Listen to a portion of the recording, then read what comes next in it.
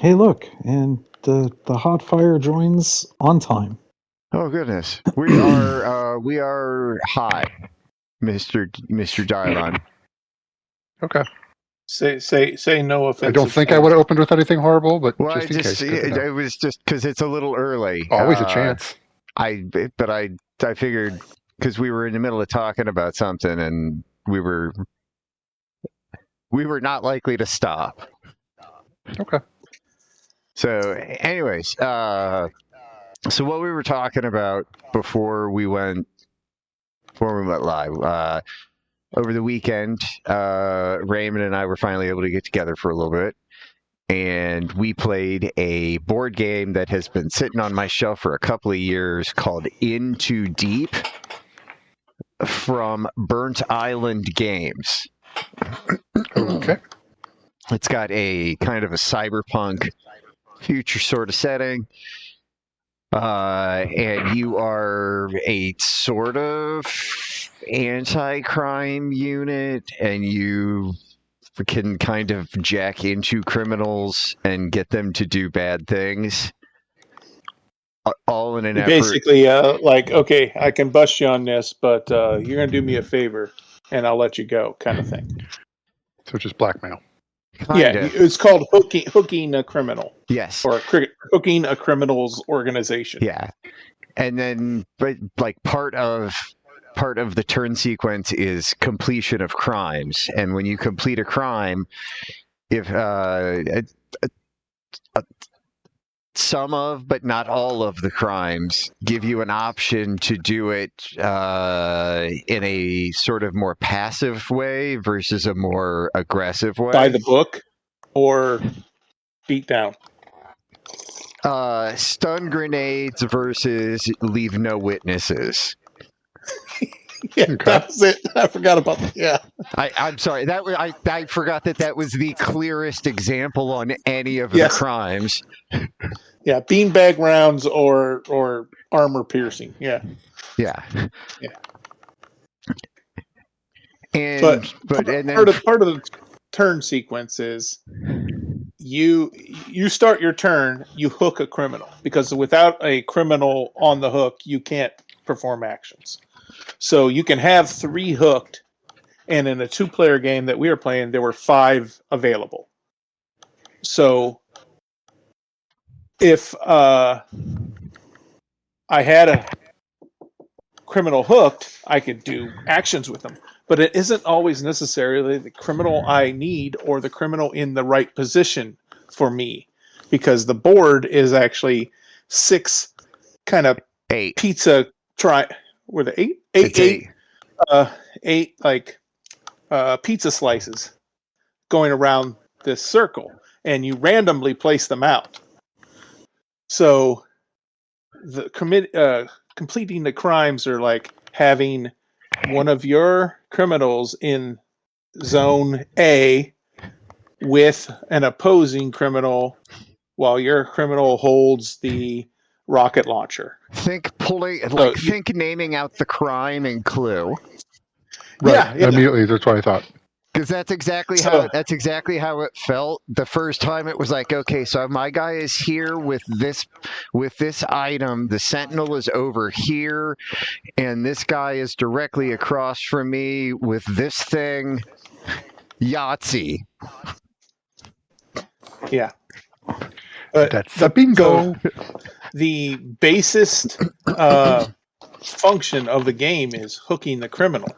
And the problem we kept running into was I would hook a criminal on my turn, and then Jeff's turn would happen, and he's already got his plan laid out. He hooks a criminal, and maybe it's his 3rd criminal, so he can't have any more. And he starts moving it on the board, and I'm like, that's the one I have hooked. And he's like, oh, shit, it is. Oh, I got to change what I do this. We'd have to rewind, go back to the beginning. And then he'd finish that. We'd get it all ironed out. He would do his actions. And then I would start my turn and do the exact same thing. I would hook the wrong criminal, or I'd be moving around the wrong criminal, because that's the one I had last turn. That's the one I should have this turn. Is there a way to mark which one you have? Yes. I started facing... Okay. Yeah, there's little things on your board the thing. to keep track of who you have. there's little like standees of the characters going around, and I started like turning them facing me or facing him to mark which ones We belong had to who, multiple and it still didn't indicators help at us. one point. So it wasn't that the game had a flaw. We just had two old men who didn't know what they were doing.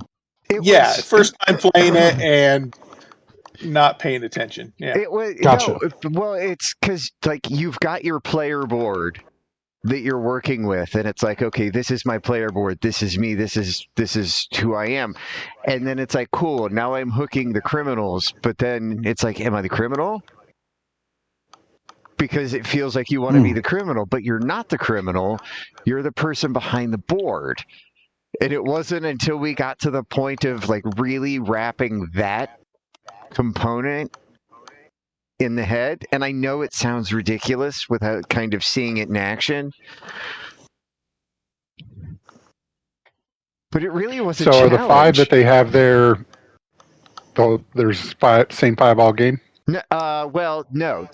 We only used 5 because of it being a 2-player game. There were more that didn't get used. But I And mean, like, each one- the ones at the start of the game are the ones. yeah. They don't come in and leave and come in and... No. No, whatever. Okay. You just whatever. control different ones, but still the same pool. Whatever ones you start the game with are the ones that are there for the whole game. Well, the added complexity is each of those crime bosses have an ability, which you have to earn reputation with them to a certain point before you can use their ability. And sometimes having that ability made the difference of you being able to complete the story mission or the task and doing something on your turn. So like I have to have the fixer because I have in my 2 actions he has to use an ability on a different tile, and that was his whole function. So yeah, it's cool, and I think if there are 4 of us playing and there was way more criminals on the board, it'd be even more confusing. because like at first glance it looks very much like one of those games, and this should tell you something if he's speaking this highly of it, because at first glance when it's like initially set up and you just kind of just get started on doing stuff, it looks very much like I'm doing my own thing, I'm playing my own game. And you are to a point, except you can actively start doing things to fuck with your opponent. Because there's like this stealing guy, the guy that he just used? no, you don't even have to take control of that guy.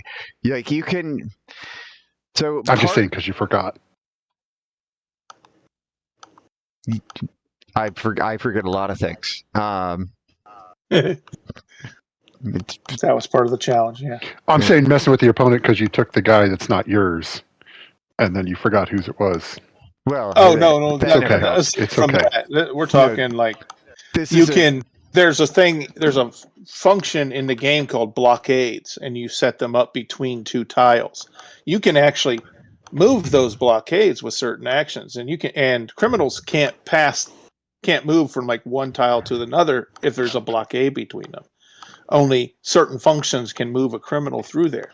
So he's did one turn and didn't do anything, but he put a certain character somewhere. So I, on my turn, just happened to move a blockade and drop it beside him, hoping that he was trying to go a certain direction, and I just stopped him from doing it.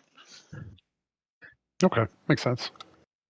But there's another dude in there called the Sentinel. Yeah, that And fucker. The Sentinel is fun because there is a lot of stuff that triggers depending on where he is. It's usually very crime related. Like the Sentinel has to be in some other location. He's representative of like law enforcement or whatever. Sure. The future robot, super whatever. And it wasn't until like the second act that we really respected his power. But he has a small secondary ability that you can use to fuck everyone all the time, and it is so powerful. When he is forced to move, he can drag someone with him. The person who moves him gets to choose who gets drug along.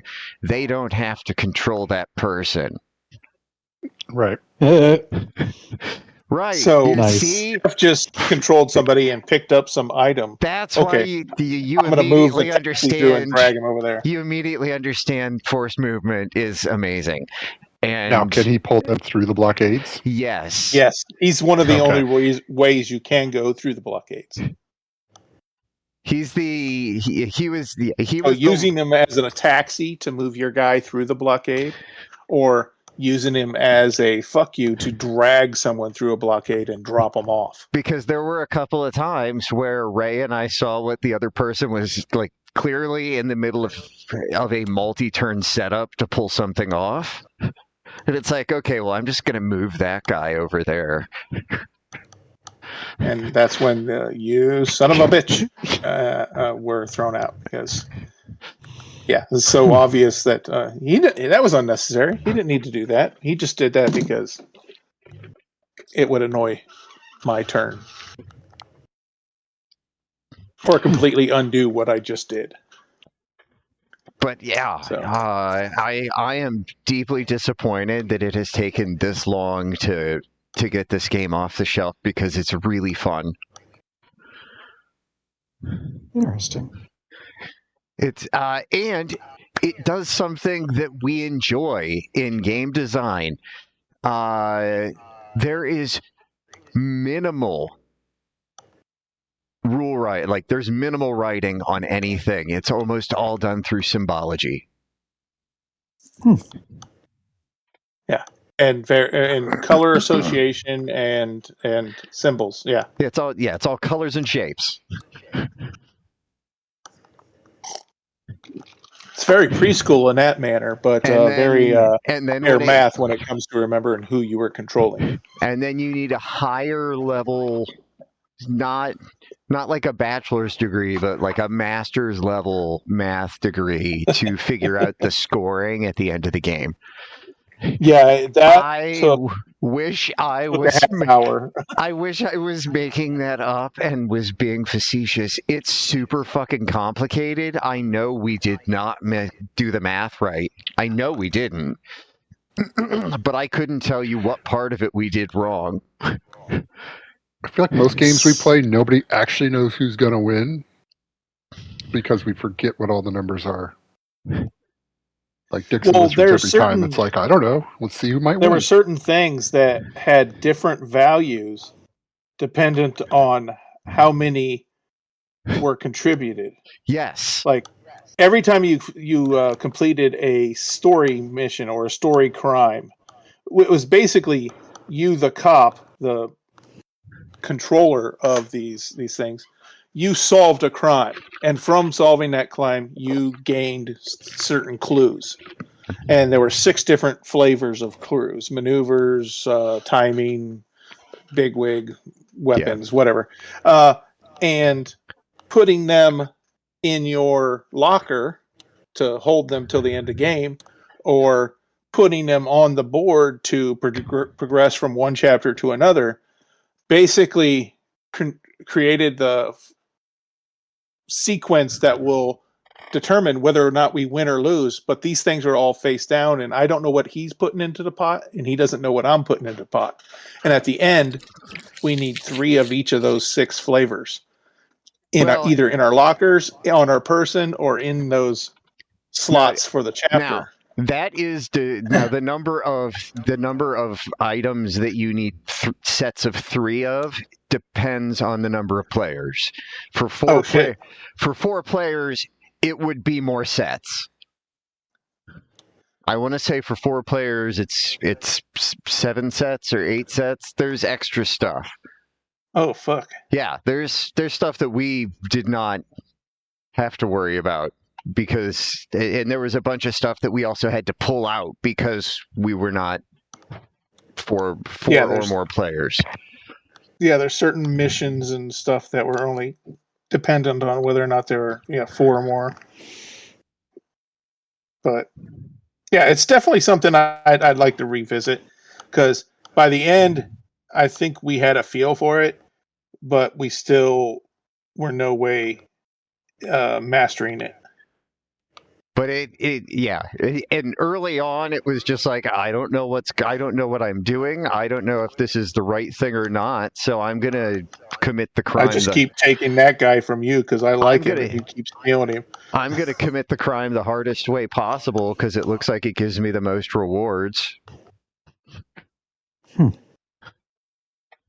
Yeah, and there's like a money system in it. So on your turn, if the villain or the criminal that I want to hook is currently being controlled by an opponent, I have to pay that opponent money to be able to steal it from him. So you have to kind of earn money. In the end, it didn't seem as hard as they made it out to have the money because it wasn't really being used for anything else. But you get your primary means of getting the money is completing the crimes. The side missions, particularly. Yeah. Or no, side missions got you gear. The story missions got you money. Yes.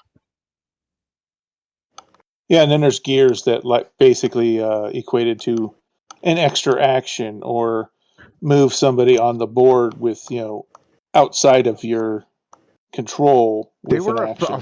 They were a fun little element of advertised chaos because they're on a board where you can see that your options, if you have a chance to get one, is going to be one of these three. So you'll know what it is already well ahead of time. Bet your appetite, so to speak. But there's still absolutely chaos, and then if you get one, you get that one and whatever money chits have been put on its space as well. And then one goes from the bank onto your choice of the ones that remain.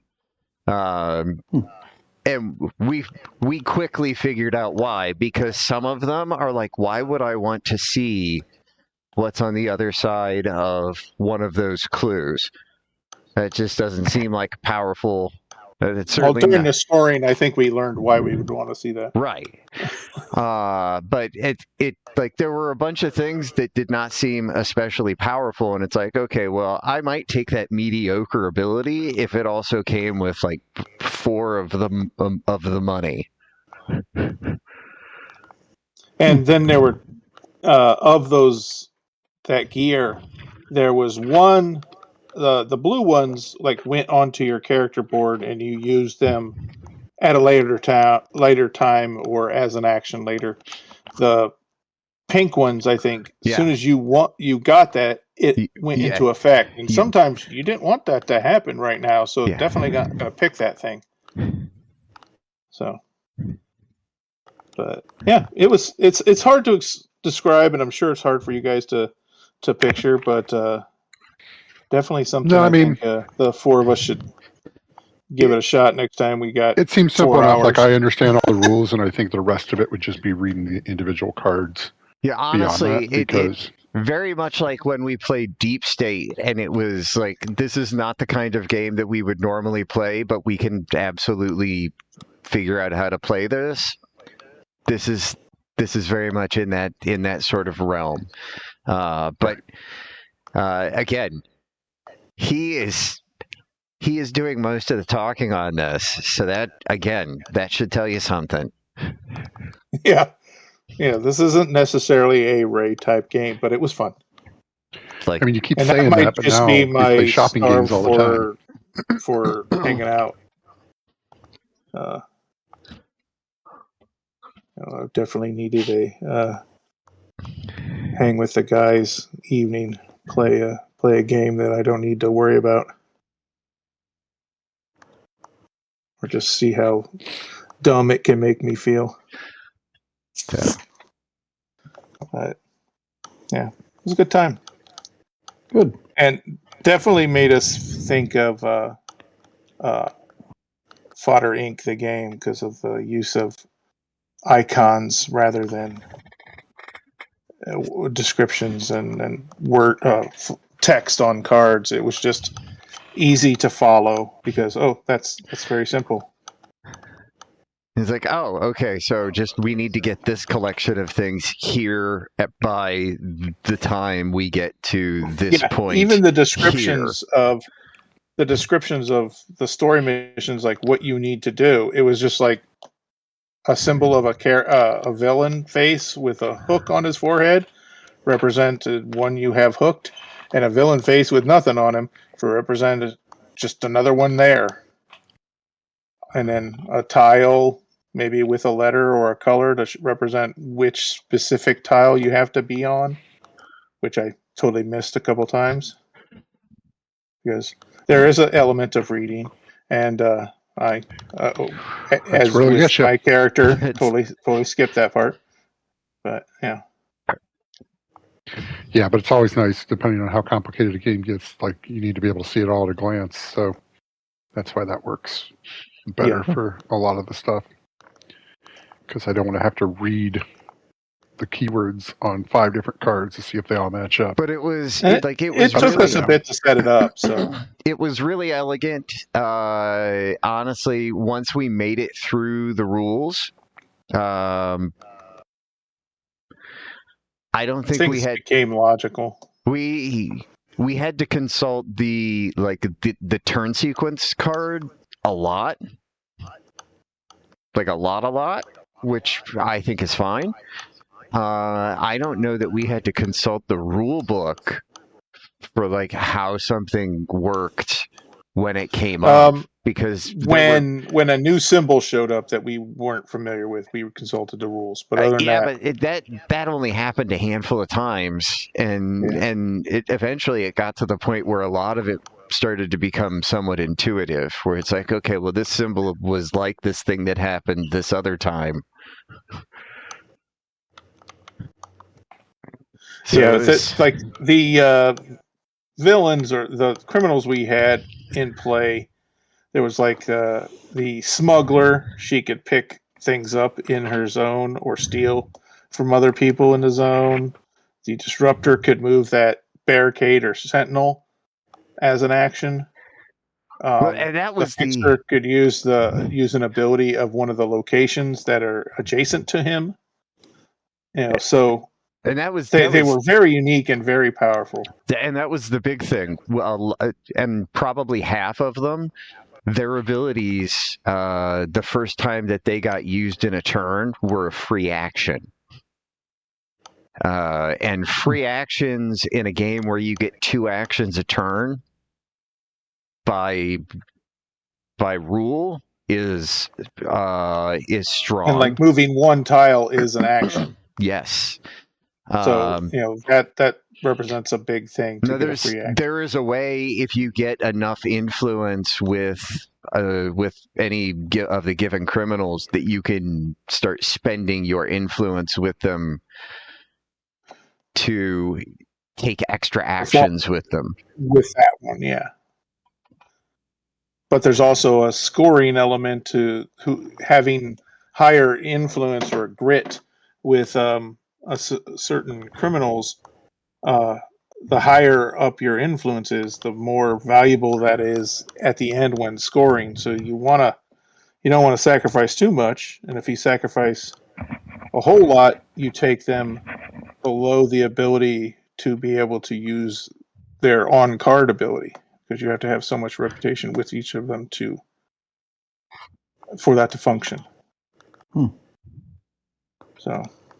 But there are times where it is absolutely useful to burn, because I will stand behind every time I burnt. Yeah, you definitely I burnt leaped ahead when you did that. 3 actions to have the fixer drag motherfuckers all over the board with the sentinel. I stand behind that. So do you have, like, how does the influence with the different things work? Is it with each individual person, or is it with factions? Each criminal has a little standee on the tiles. They have little hexagons to mark who is currently got them hooked, and on your character board you have 3 slots to put those tiles. But then along the top you have this track that's just a ruler, so to speak, and then you have little circular wooden tiles with a silk screened image of the individual criminals all stacked up on one at the beginning. When you hook somebody, and then your next turn is gain a grit with whoever you have hooked, so you move it up that ladder. And after you move it 3 slots, then they can use their ability. Otherwise, you're just having them at a location.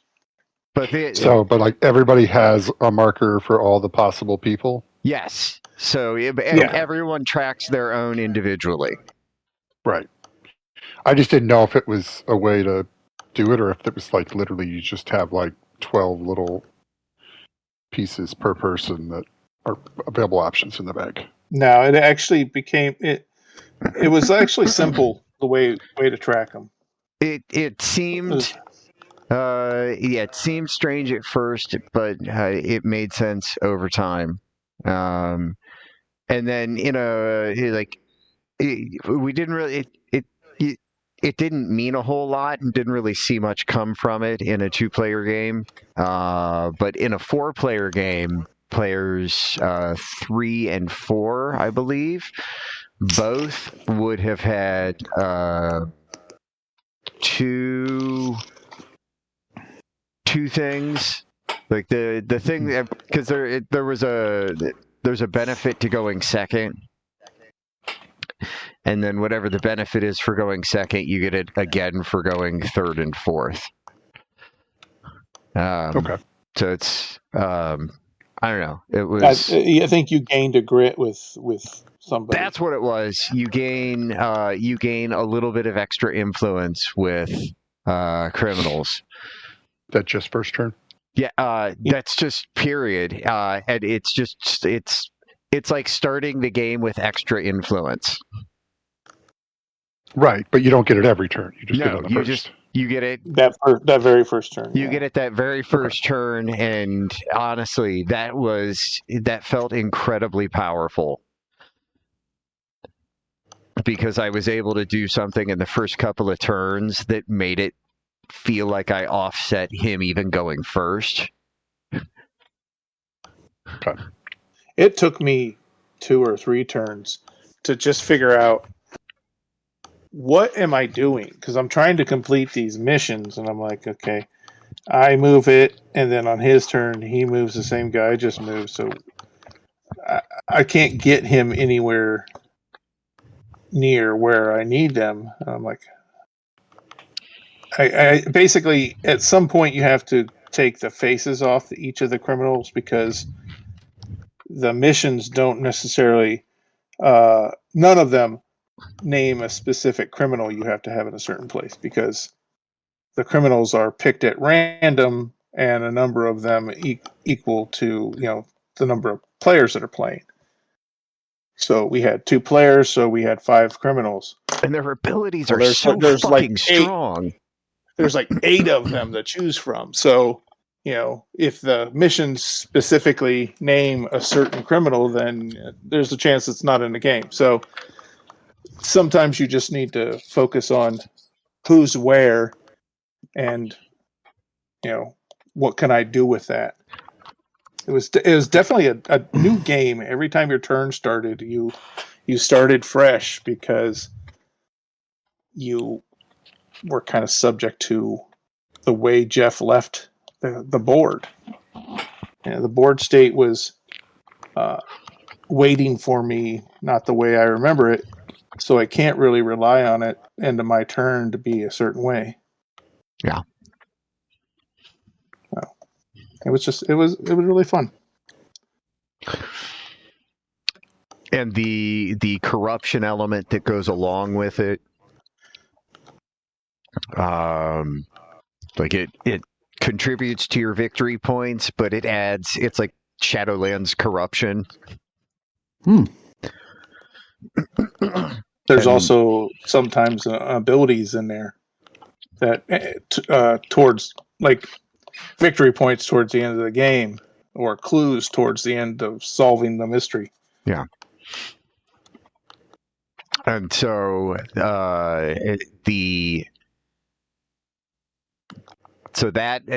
you have to balance like all the nasty shit you're doing and the corruption that's come along with it, because that's the big element that comes with whether you do the crime soft or hard. Like if you go in soft, you get less corruption on it. If you would go in again, stun grenades versus leave no witnesses. It's an odd way to talk about satisfaction.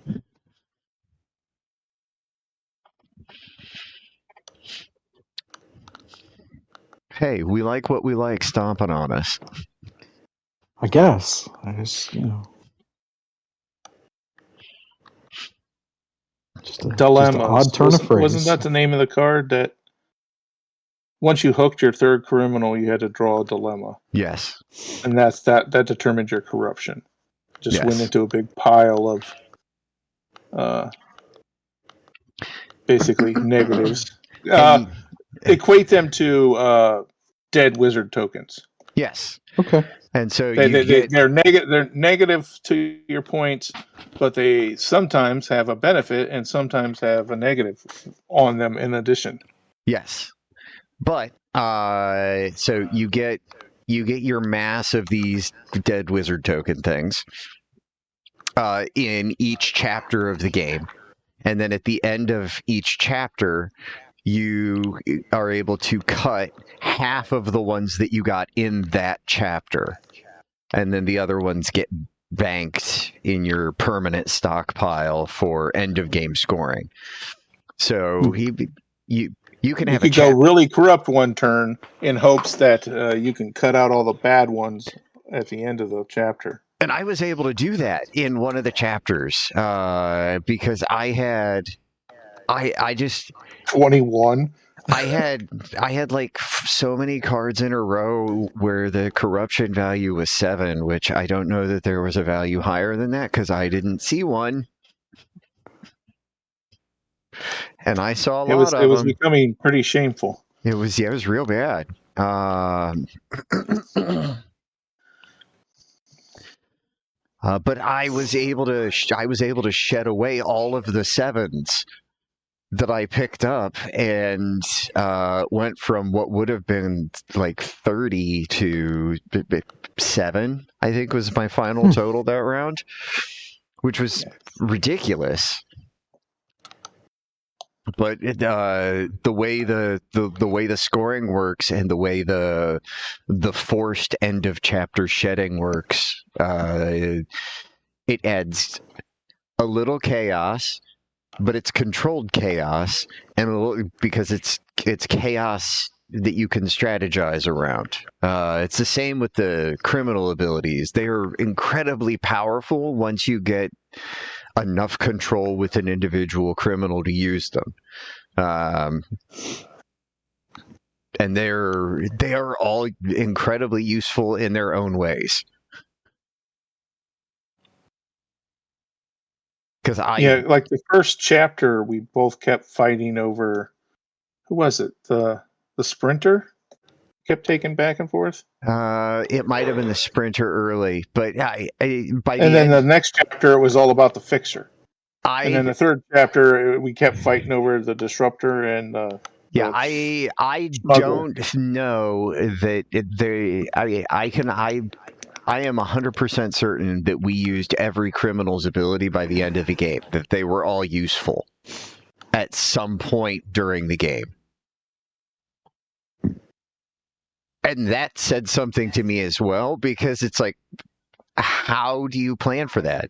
Like, how do you make a game that's truly able to account for that? That any of the options are legitimately going to be useful in every scenario. And honestly, looking at them, I think that had any of the other criminals been in our game, they would have been useful as well. Because all of their abilities are ridiculously situational.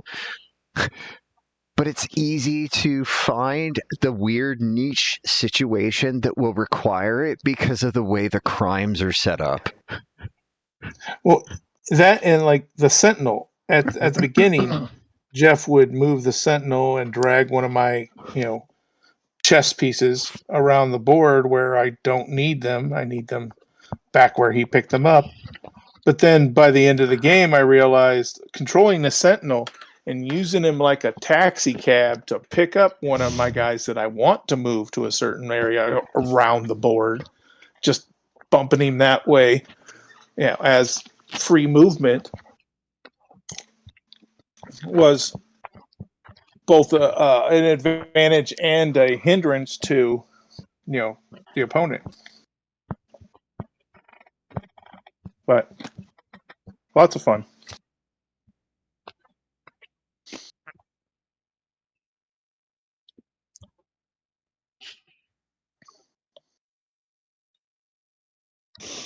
All right.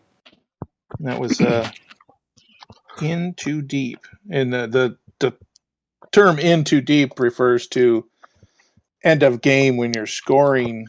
Whoever had the most corruption is considered in too deep, and they take like a big point penalty. Yeah. So it's the risk reward thing. There's also like reinforced all the way to the end. There's also a sort of sliding scale on victory. Oh, the clue thing. You can do like if you do X and Y correct, but you don't get Z, you lose. But it's everyone wins or everyone loses. But the person who's gone in too deep has an alternative where they can avoid getting some massive penalty if this other condition occurs that's maybe not beneficial to everyone else. Yeah. If we then ended up not solving the crime, the person that's in too deep actually wins. But they can also win if the crime gets foiled so long as the another condition doesn't occur. It's like some of the final end of game score stuff is nonsensically complicated. But aside from that, absolutely super fun. Okay. Okay. I guess that ends our portion of Wish You Were There Theater. So none of you can really picture any of that, but please take our word for it. It was lots of fun, and good. Hope it's something we can bring back in a future get together. Sounds like it was a good time. It's a well-crafted game. It's the what to do's are there. It just took a bit to kind of see see the forest for the trees kind of thing, and once we had all that, it was a lot of back and forth between us. I think by the end we were both seeing the end of the tunnel and trying to trip each other to get there first. But okay. But that's kind of like all what the game is about. And as I said to Jeff earlier, I don't know that this storyline I have going on the strip is all that popular with the readers, but I'm having a blast drawing it, and I'm almost done with this week's strip. Nice. I mean, I don't know that it changes that much. Like, I honestly don't know. There doesn't seem to be any through line on any of this. Like, certain weeks there's just more people in the subs that are looking. I mean, I think this week, because Sunday was a holiday, even though it's not like a big holiday, like it was still, people were not following normal routine on Sunday. So, this week was a little lighter, but not like I mean, we still, especially with the fact that, you know, the weeks are performing better longer, we'll cross 30 this week. I'm not worried about that. We're in the high 20s right now. Oh, I in no way want to express that. Like, I'm disappointed. It's completely the opposite. I'm just. Yeah. And the more I think about this storyline, the more I laugh. Mhm. And when I told my daughters about the trip for next year, they're like, "Oh, you have to do that." They were just losing their minds. Thought that was Yeah, freaking Nice. I think that's the other part that I'm excited about, and that all this, like, I'm just everything lined up with the right amount of time Yeah. for the anniversary and everything else. So once we were on a boat, I'm like, all right, well, it'd be super cool if you could do this and you could do it. And you can still do a fourth week if you want to. If you don't have to, but next week. I think there's no room for the rest of you. okay, There's that makes sense. yes. I like how he won't let anyone on, and then he just flies away at the end. That would work as well. That wasn't even where I was going, but yeah. Oh, I thought that's what you were hinting at one of the No, other times. that was a thing that I dropped in the that was some dumb idea I threw in there a couple of weeks ago. I thought I read it, but yeah, that's what I thought you were implying, that you were just gonna. There's no room. There's no room. There's no room. Oh well, I guess I could just fly, and then they're stranded because it's still too far away. Yeah, he's yeah, it's going to be more of a there's no room because he's still clutching on to the remnants of that barrel. He's like, you know, it's going to be shattered, but still have the bow. He's just kind of hugging onto it.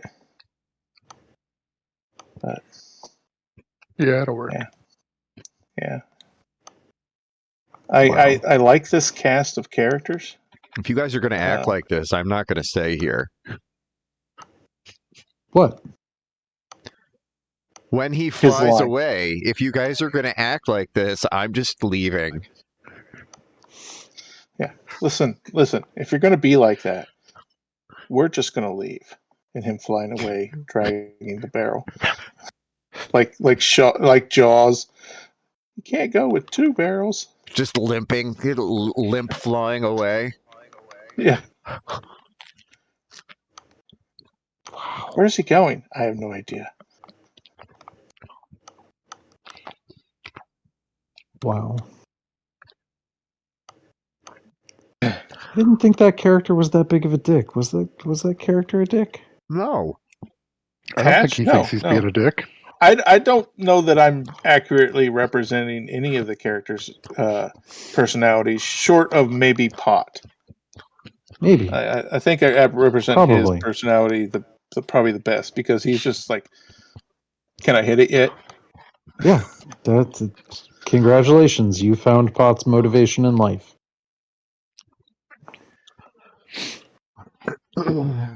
That's it. I would say that your portrayal of Hatch is somewhere between Fane and Payday.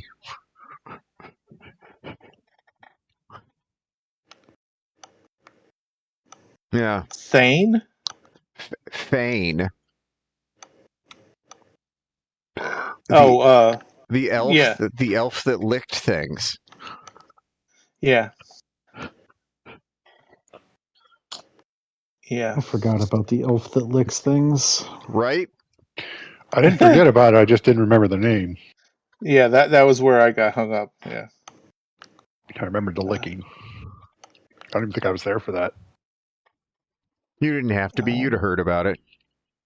Yeah. Right. No, that's what I was still listening along to make sure, in case I had to fill in at different times. That was Mara's half elf. That was Ranger? no. That was Kaya No, that those did the licking. Kaya's. No. Oh shit! Yeah, Mara was the. Oh, she was the cleric. Yes, she was the cleric who became super proficient in cleaning. Mm-hmm. Yeah. Yep.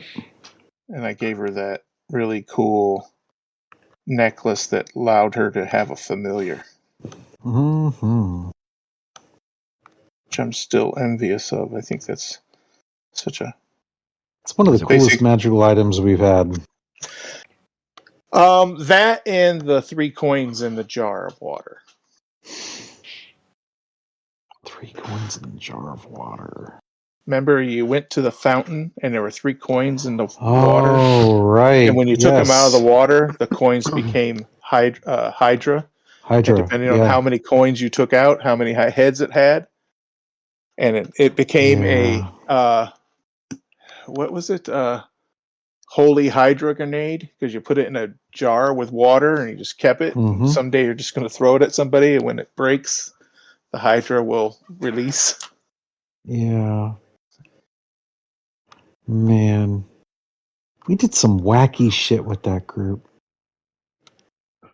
Yeah. I miss them too.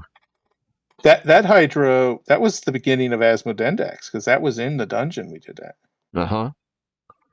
That was on the very outskirts. Yeah, that was my half-elf sorcerer and Kepsic. Is that the first? Yeah. First game. Was that the first character you had in there? Seems right.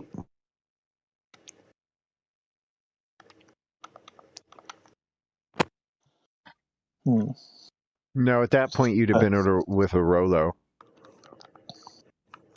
Nope, you're right. That is, yes, Arolo was not gone yet. Because you would have been a Rolo, and you would have had a Rolo there, and I would have had August there.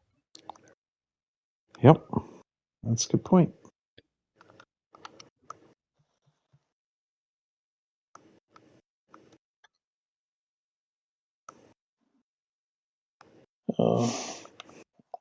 Endless possibilities of D&D. Play all the D&D you want. But the current arc has given me ideas for a character for the near future that I am super excited about. I saw you something about a bear and lingerie or something. It does. It does. Don't Google that, by the way. No, don't. I tried to figure out what you're talking about. That's definitely not something I Google at work. I did. It does require the use of the 5 and 5.5 rules because the subclass doesn't exist in the others. It's the artificer cartographer subclass. And you're like, map maker, how is that any kind of exciting at all? And you would be almost correct. Did you see that the Unearthed Arcana just released villain subclass? I did. That's so cool. The Druid Titan, Circle of Titan. Yes. You basically become Godzilla. Yeah. So, with their big thing is maps, and they make these magic maps that they can give to X number of people. X is their. Does it sing "I'm the map"? I'm the map. X is their ability modifier +1, to essentially your party. Anyone with a map gets a couple of bonuses. One is they get a 1d4, and they don't have to have it in hand. They just have to have it on their person. A 1d4 in addition on initiative rolls. Wow. Uh-huh. The other effect is that any person with all of the maps show on the map where the person looking at the map is relative to anyone else who has a map. So long as you're so on the it's like- same plane of existence. It's like geo trackers. Very much. And it magically updates depending on where people are. Can we just call this the Artificer School of Apple Maps? But I was like, well, that would be remarkably convenient if if everybody who had one was just in a building, because then it's like, cool, now we've got a map of the building. True. That would be incredibly handy. Just a level of convenience that went with it, but also the other avenue. But anyway, make this character when you're running the game. That way, every place you go, you have to make a map. But anyways, so the reason that this character comes to mind is because I had this idea for another character, right? And she is an Owlin also from same village as Hatch, as it happens. And now I had established previously that like the people there, they get names for the things they do and what they are and whatnot. And she comes from a long lineage of map makers. And so the name works because her name's Rose. Oh, Jesus. As in Compass Rose. Uh-huh. Oh, Ray, God damn you. I've got the design elements that you'll need for her. It's super easy. as long as she has I've been stoned for months eyes, I think I'm fine. But yeah, no, but like she is a firecracker. So there is that element of her that will absolutely play into everything. But well, isn't Hatch named Hatch because that's what his dad said? The only thing he ever did good was hatch. yeah, that was the last. That was the most impressive thing he'd ever accomplished. Is Hatch's dad named Richard? No. His Are you sure? he is a Richard.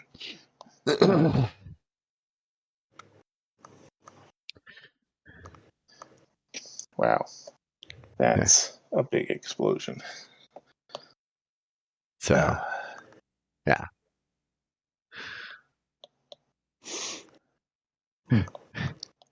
So yeah, the thought was, and then there's like there's some other stuff that that the cartographer subclass gets, and I'm also the biggest thing I'm a fan of in 5.5 is all of the classes that get access to True Strike and the way True Strike works.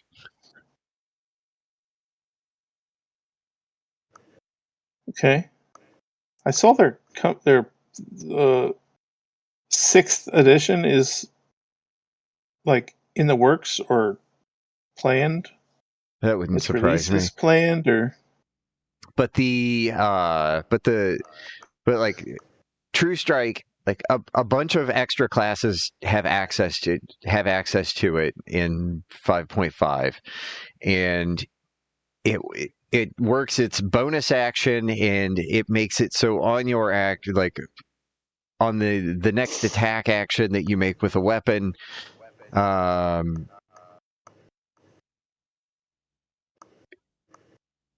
up to level 5, it makes it a magic attack.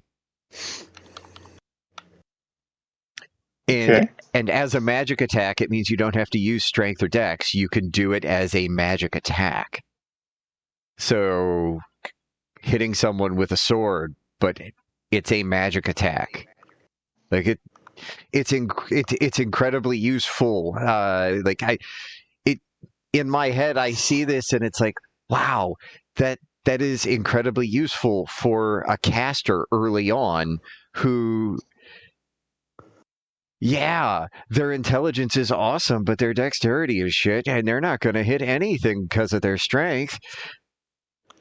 And they've already cast all their spells, and they've got in melee. But they've got really cool intelligence, so maybe they picked up True Strike early on, and they can be fucking Gandalf and thump a motherfucker.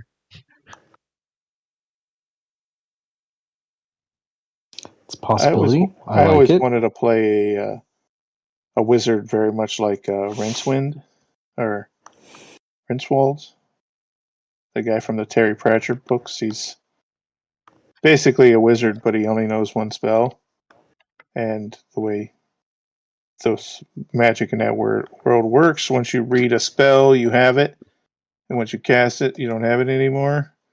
When he read like a really powerful spell from a book he shouldn't have been reading, and they kicked him out of school, and he still hasn't cast it. So he's just this dumb guy who's technically a wizard, but can't cast the only spell he knows. So I just think that'd be fun role playing. But right now, I'm kind of in love with my goofy druid.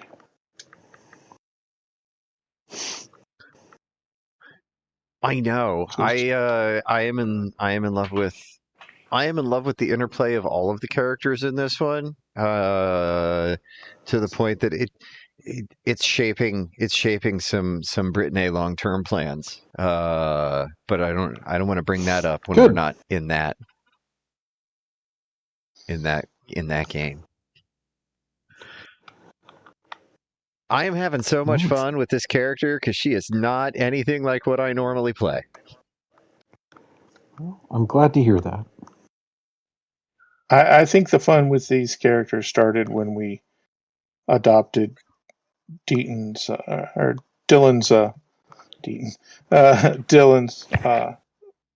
how to roll the character philosophy. Roll stats and suffer through them, rather than making an one of these days I'm going to get a real great character, but it's not this round. Yeah, I don't know. I like my 6 dexterity. It adds a lot of flavor to her character. And when she does something really cool, some cool dexterity trick, it is amazing. That was why when I roll a natural 20, and it's like, holy shit. That's why I got super excited when she wrestled the box away from Dude, because there's no world in which that should have happened. Yeah. Do you believe in miracles? Confidence, once again, is the answer. And yeah, I think the lack of charisma is exactly what makes the character have all the flavor. That is true. Flavor. He's got. I'm going to need like 4 fedoras just to get to 10. Oh, I love that. I love that so much. God, I can picture it too. Just fedoras stacked on top of one another.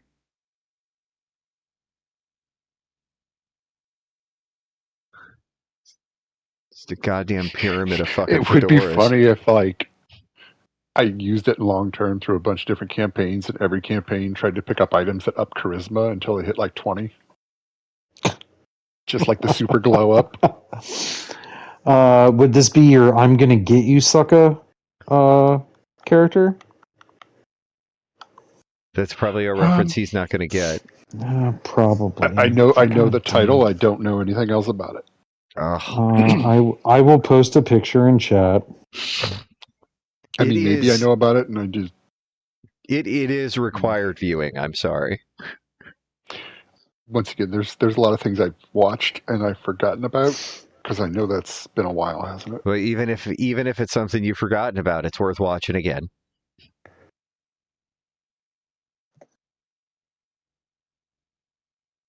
Let's see. We'll put it in fools. There you go. That man OG'd.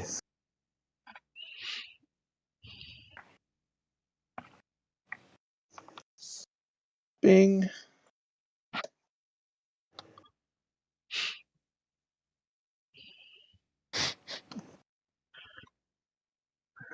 Okay.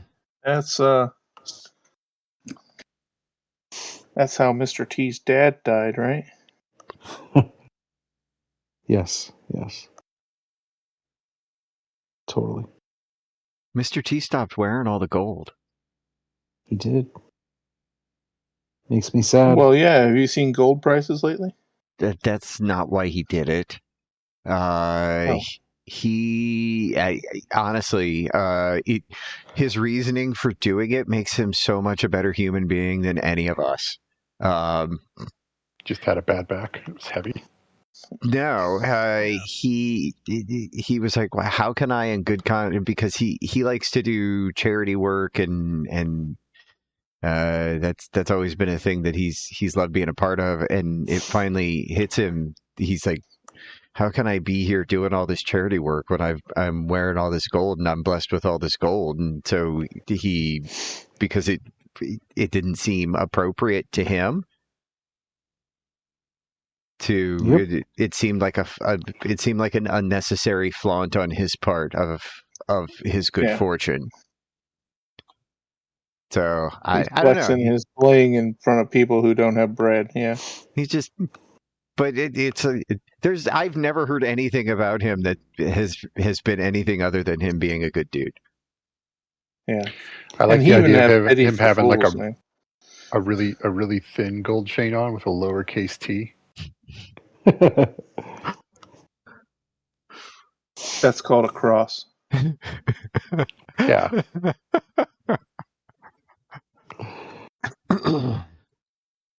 Okay. It was really funny. No one was an Arrested Development fan. Never watched it. Yeah. I've seen episodes and I've seen a lot of memes, but I haven't Jason watched it all the way Bateman's daughter or niece or whatever says, "Do you know where I can get one of those T necklaces?" Because she's trying to fit in with a group of people at school. He goes, "You mean a cross?" And she goes, "A cross from where?" Wow.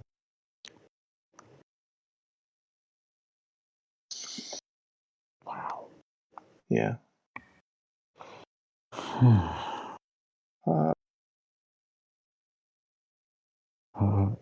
So I had to drag my washer out of my basement yesterday.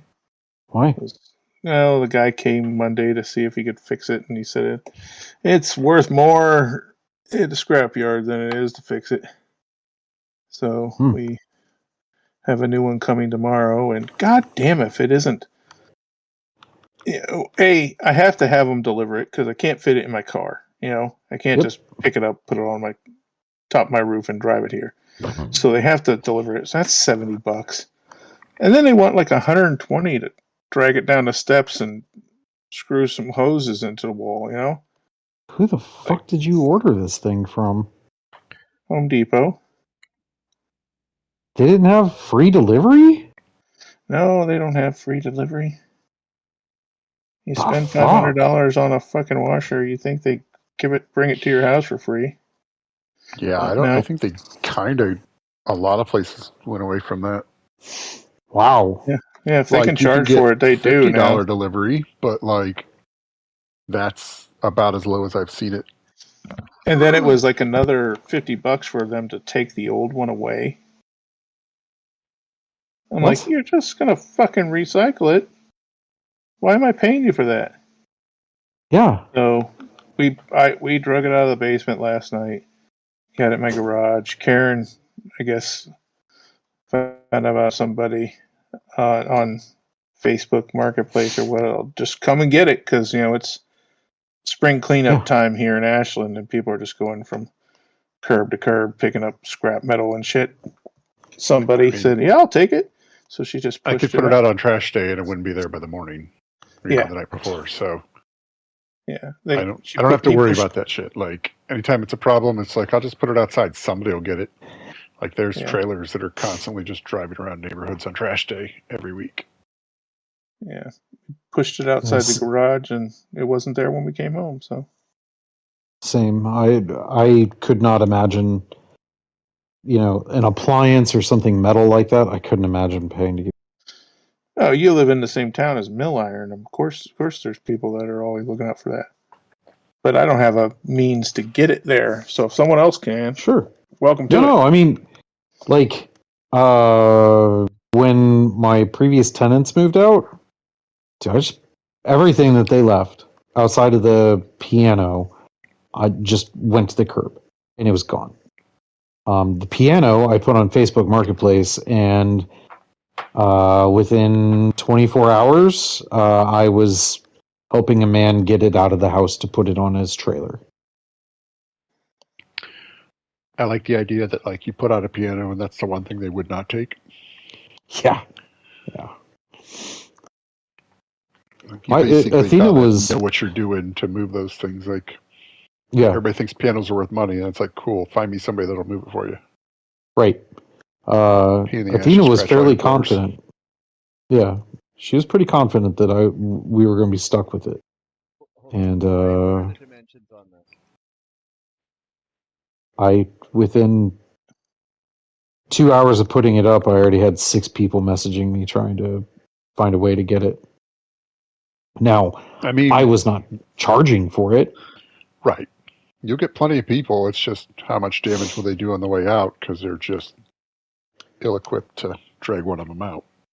Super wasn't worried about that. Oh, well, then we're good. Ray, what are the dimensions on this? On what? The logo. You've asked twice. I don't know what you're talking about. I He didn't posted hear a him the logo. last time. Sorry. The thing you put in the group chat for me, the logo. What are the dimensions on that? Hold on. I gotta open it up and see. Canvas. Canvas information. I need it to be at least 1400 by 1400. It's 3000 by 3000 Perfect. at 72 pixels per inch. See, there's the problem. You went with 72 DPI. Apple's going to want it in 650. Apple can eat my goodwill because I really want to get us up there because I feel like that's going to be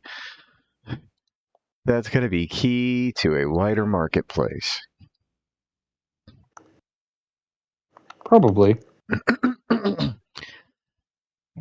Because if we're getting if we're seeing the download activity that we are with minimal effort,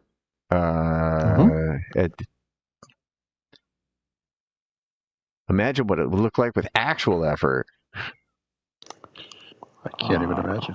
I know, and we're almost there. I mean, we're getting consistent week over week downloads. Good. I mean, it's probably AI scraping our data, but download. I don't know how many AI agents are going after podcasts. I mean, I'm sure there's groups of them that are just in case they need it in the future. They want to be ahead of the category. Maybe. Perhaps. Did anybody see the news about the Anthropic Claude debacle last week? Is it the one where they're trying to claim proprietary shit?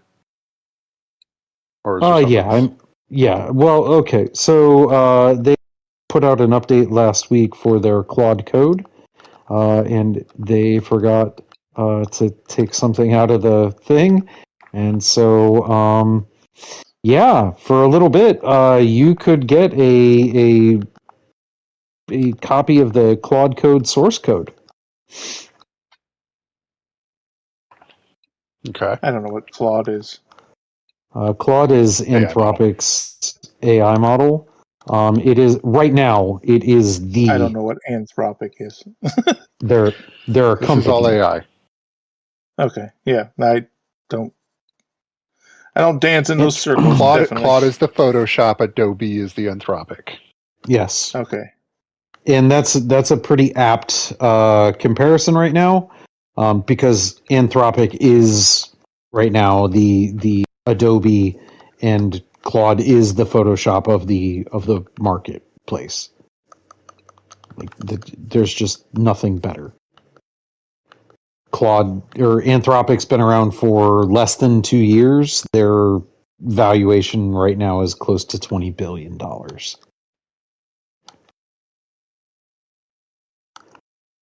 And they accidentally fucked up and put their proprietary AI source code in the release, so you could just have it. They're gonna be gone in a couple of years. Then, okay. They're gonna I have don't like know. 17 competitors.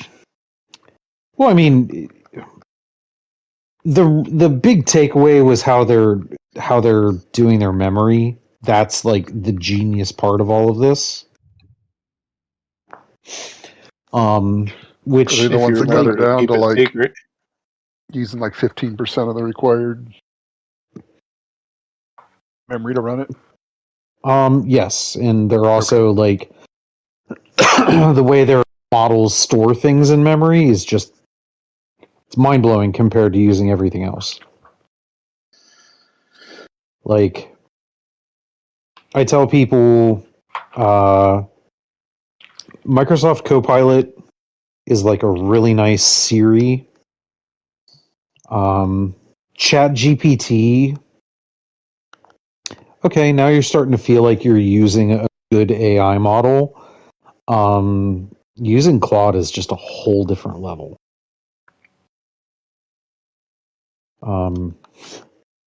The shit that I do at work with Claude is just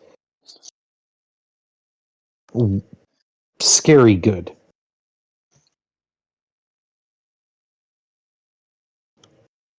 I I look forward to some of the discussions that I have to have about how we move forward with Claude, because the main goal is not to replace humans, but to make humans more efficient. And Claude represents the opportunity to just really put humans doing proactive things and making an AI agent or helper or whatever, whatever you want to call it, however you want to package it, something that is just able to do things that you shouldn't need a human to do. But you're still going to have to work late to do this. Huh? But you're still going to have to work late to do this?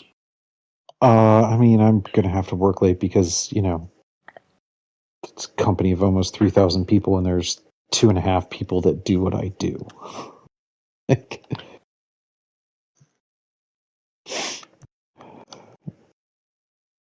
Sounds like a failure on your part. Definitely. You should be Yeah, punished. I should. Throw some more AI at the problem. I'm trying actively. I'm building 2 3/4 use. Yeah. I am actively building what most people would consider an AI agent. Claude, I'm building as what Claude would call a skill. So then I can put that AI agent inside other AI agents. And make little baby agents? Kind of, yes. Yes. Remember, get consent. Yes. This is more of like I'm going to put Playing drones God? in your drones because Oh. I know you like drones. Yo, dog. Heard you like drones. Ray, when I open this, it's not that size. Okay. There's Where are you opening it? shrinkage. What are you opening it with? Oh, well, the only thing I have to open it with is pain. Okay, how did you download it? I downloaded it from where he put it in The chat. the Facebook chat. So that would have been a loss of fidelity in the image as well, wouldn't it? Be more specific. Did you open the image to full size, or did you open the image from the message in the chat?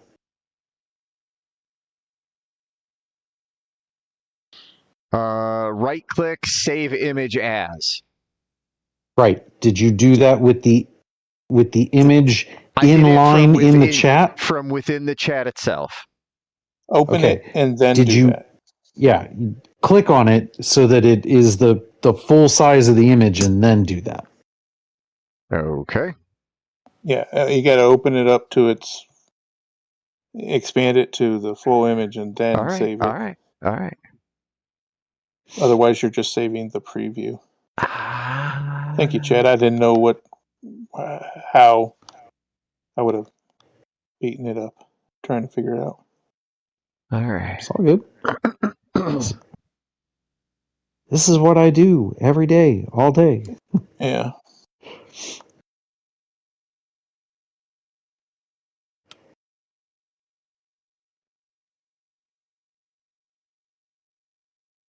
Though I kind of want to cry right now.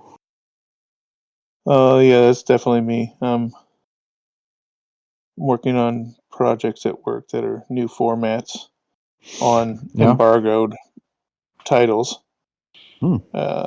And all I hear about all day long is how hot they are. Get them done, get them done, get them done. Okay, well, why am I doing all 4 of these then? Yay! Did that work? We can it's finally nothing but check marks. It's finally going to let me submit. It takes a village of fools. Oh no, I have to fill more stuff out. Haha. Fuck, stymied by a fucking questionnaire. Aren't you so happy?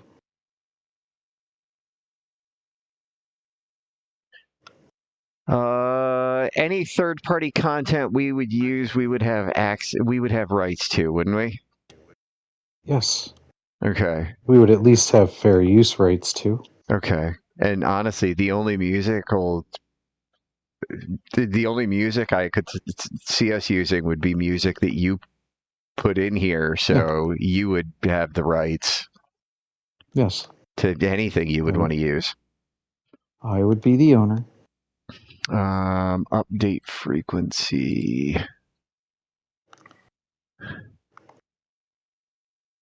Bi-weekly. Sure. Yep. All right. Okay. Now we just have to wait for approval, and we've had to do this. We were on Apple a long time ago, back when it was still iTunes. But that's also back when we were on Google Play.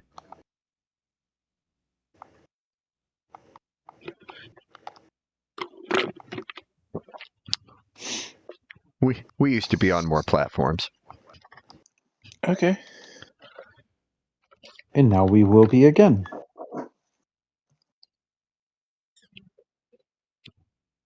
Getting us steps closer to my goal. Of getting your steps in? Yes. Okay.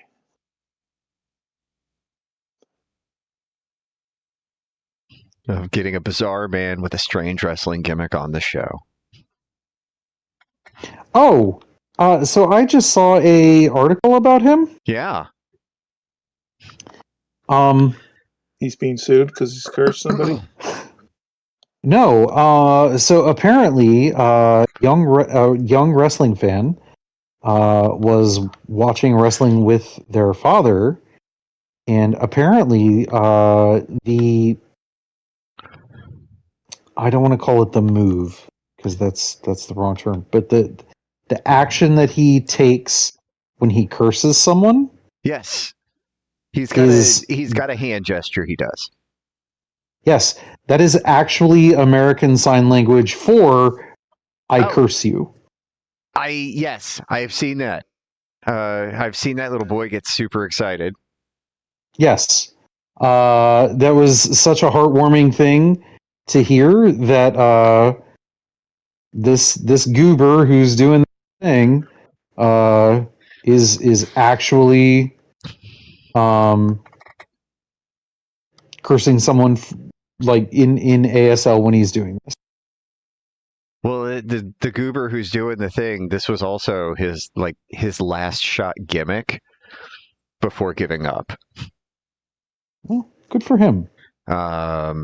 He was like a full-time nurse's aide through the day, and then he would drive at night to go do wrestling gigs, and then it finally came down to he needed something, so he was just like, I've got this idea for a dumbass gimmick.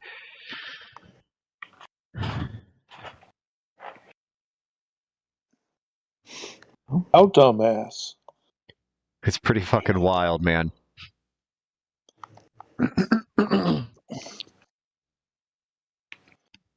But he's making people happy. It is entirely predicated on cursing people, and he hasn't even officially been in a match. That may be my favorite thing about this whole story. Well, yeah. So he came out. He's a wrestler in genre only. He had offered earlier in the evening, like he's been fucking with this one tag team. Like he had cursed the one guy weeks ago, and he keeps offering to uncurse him if he'll work with him. And he keeps refusing, and so he was like, well, I'll come out during your match. And so he comes out during the match, and he's not even a part of the match, but he somehow ends up in the match for about 15 seconds. And then he leaves. He's fucking buggers off. Exactly 0 moves get... And he waddles away? Kind of. There are exactly 0 I believe moves. it's a trundle. Kind of. I mean, it's become his signature departure. They cut the lights, he starts to leave, and then they bring the lights on way too soon so that you still see him running away. Because that's part of the joke. And it's just like his gimmick is so dumb, but it's so over. He is and continues to be one of the like top merch movers, which is a big number. Which is an absolutely like the numbers that businesses care about. They care about the merch movers, and like he is selling out the merch booth at live events.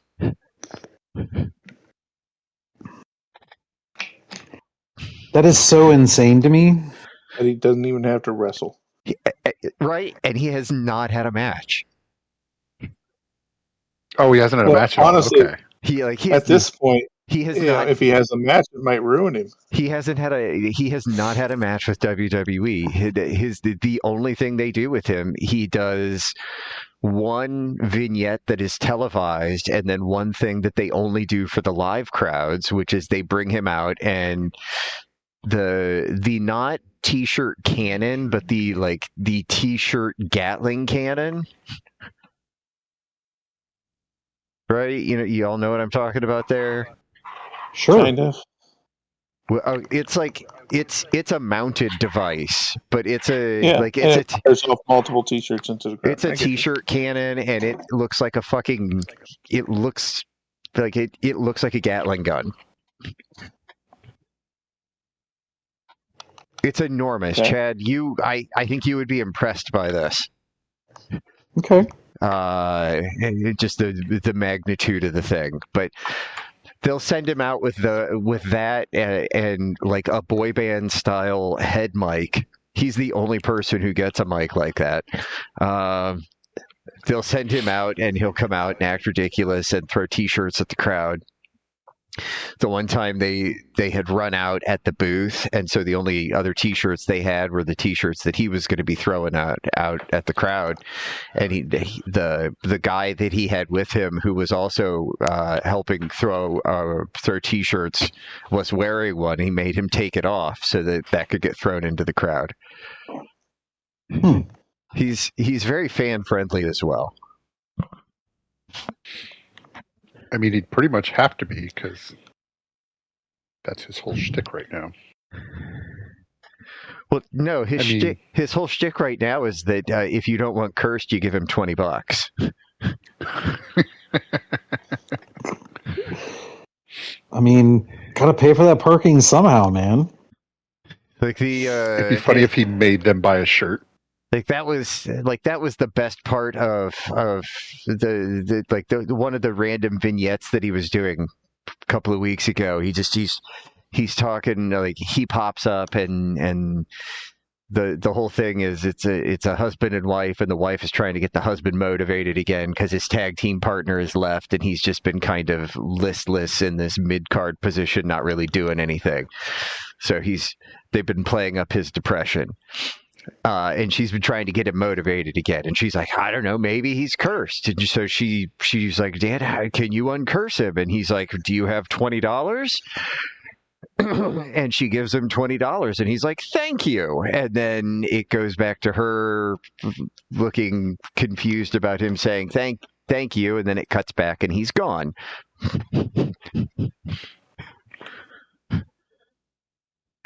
Is dude uncursed? No, that had nothing to do with it. He was just asking for $20. Oh, okay. Because that's how he is. He's bullshit for assholes. Yes. There was another time where CM Punk was at some signing event, and he showed up and just started trolling CM Punk, who eventually he gets up, throws down a 20, and walks away. What? He trolls him until he pays him to leave. Yeah. Well, right. Punk and this guy will go, like, they go back like years back to the indies. But Punk is, like, deeply familiar with him. So after a while of getting trolled by him, he knew that it was just not going to stop, and he knew what was going to happen. So he just got up, threw down a 20. It just dipped. And he was like, best of luck, man. What the fuck? This is entertainment. It is, and I love this guy so much. I mean, he seems like he's doing something good for them.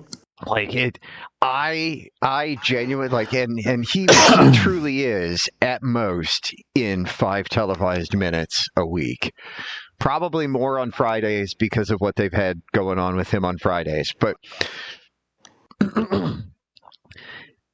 Like he is not in a ton, and I super look forward to it because it is legitimately some of the like and wrestling humor. It's hard because it's a niche audience that you're generally playing to, and it's just like his stuff works, and it works at a broader level. Okay, I can see how it would bring in like a younger crowd. You know, the little kids would fucking love it. Yeah, I mean, just him coming and clowning and dipping out. It's silly, and then like they've got, and it helps that they play it straight because that just adds to the silliness of it all.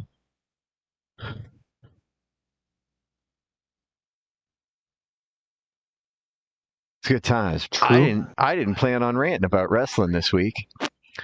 Okay. Uh, Oh yeah, while we So were I- playing that game in his house Saturday, watching Mhm. wrestling. Okay.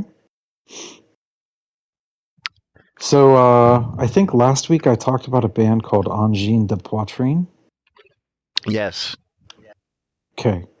I'll take I your wanted word to for it. I was partially not here. I wanted to follow up on them real quick. They are arguably one of the biggest things going right now in music. Like they've blown up everywhere. I Bigger think than Baby Metal. right now, yes. Uh, they are just absurd. They are fun. Everything about them is just a delight. So as they've blown up and gotten bigger and all this shit over the past like month or so since their performance went viral, they could rightfully just say, you know what, as big as things have gotten, we're just not comfortable playing these shows. Because they were booked at like not even like 200 people venues. We're talking like bars the size that I was playing with my band. 100 people type places. They could rightfully just be like, yeah, no, we're not going to play that. We're going to start playing bigger clubs, but they're not. They went live tonight. They were playing at a house club in Quebec. It very much looked like my house, just in Quebec. I love the fact that they're just like, nope, we're just going to keep doing us and doing this weird shit. And, super glad that you guys enjoy it. Super glad that you're here. They just dropped an album last week. It's God, it's so refreshing to just see some weird ass group of people making music purely because they want to, because it's fun for them. And bonus points for the fact that it looks like they're going to be able to pay their bills for a while making music.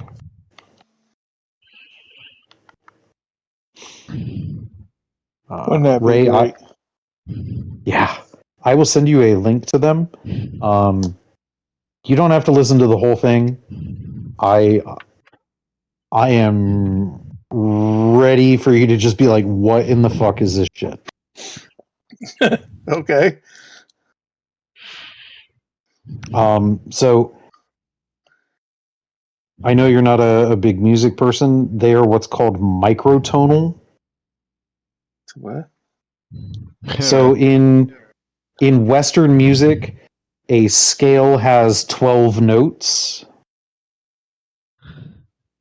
The guitar and the bass that they have in this band are set up to have more than 12 notes in a scale. When you think about Western music and you think about a guitar, everything is in what's called half steps. Well, their instruments are set up to be in quarter steps. The only way I could explain that to overachievers. sort of, yeah. The only way that I can explain that to someone who is not like deeply into music, when you listen, like if you've ever seen a movie or something that has Indian, It's like listening to something in 1.5 speed. A no, bunch of no, tryhards. yes. If you listen to music from Asian music, especially like Indian, some Japanese stuff, there will be those notes that just sound odd. They sound odd. They sound odd to your ear because you have listened to Western music your entire life. Your ear recognizes the 12 note scale. Well, that's every good dog eats bones or whatever the fuck it is. Every good boy does fine. However That's you it. learned it, yes. and then FACE. Yes, that is the Western 12-note scale. They are not playing by those rules. Well, fuck those rules. I On hate them too. purpose. So they're using the Correct. whole buffalo. Yes. Yes. And yeah, it is. I truly, like, I wouldn't say they're my favorite band or anything, but goddamn, are they a lot of fucking fun right now.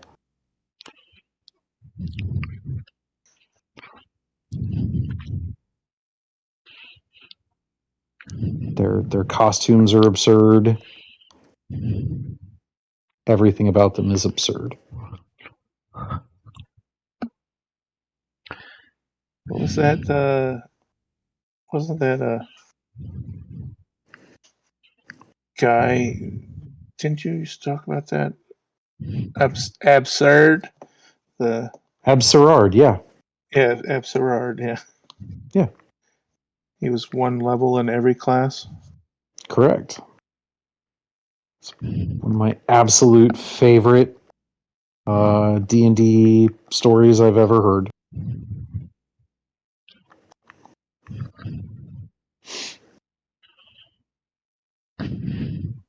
I seen a D&D meme that really spoke to me this week.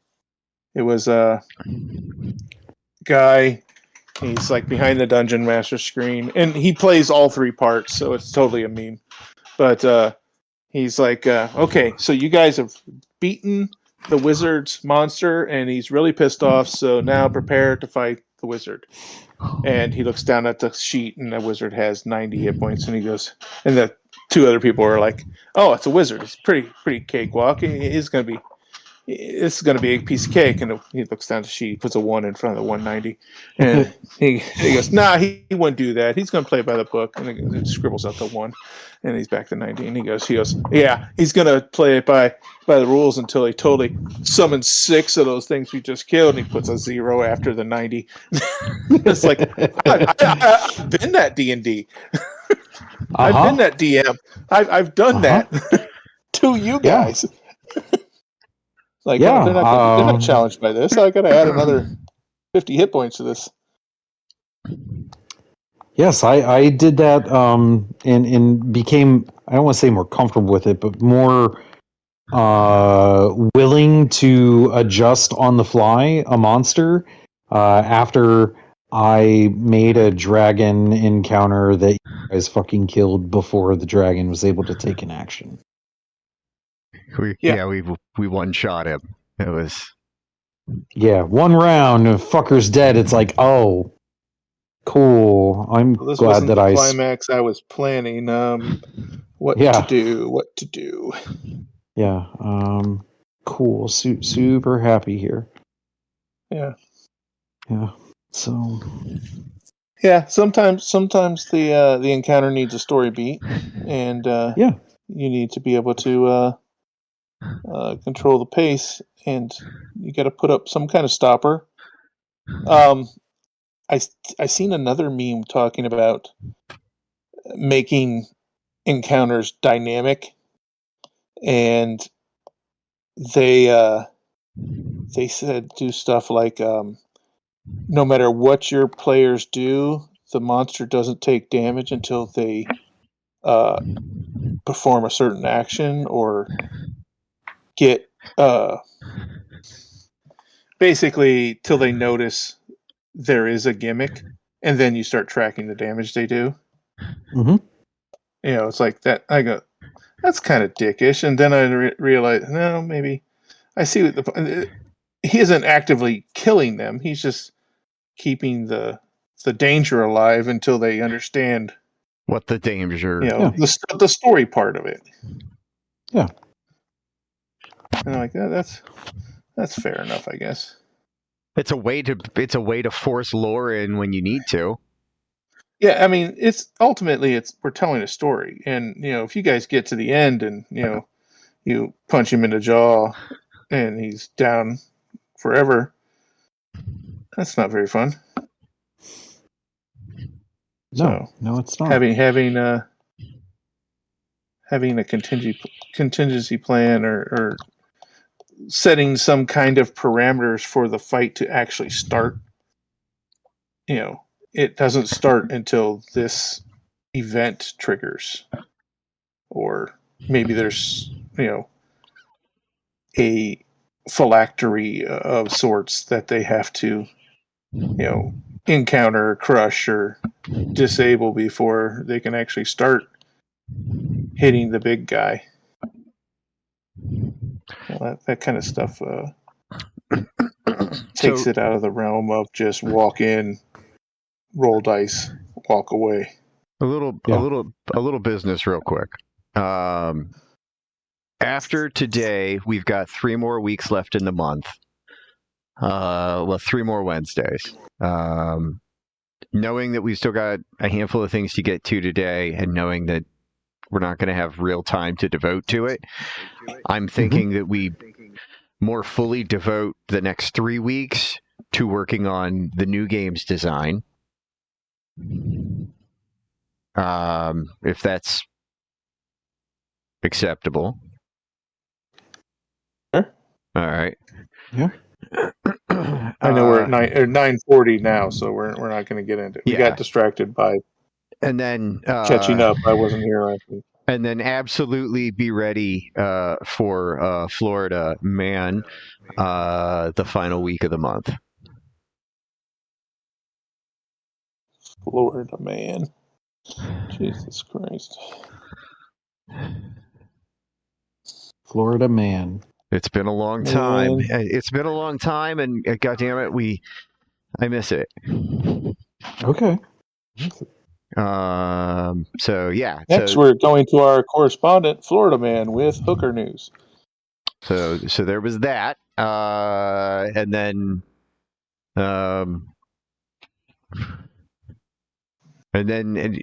if there's time, I'd like to rant about Borderlands, but if we don't have time, that's okay as well.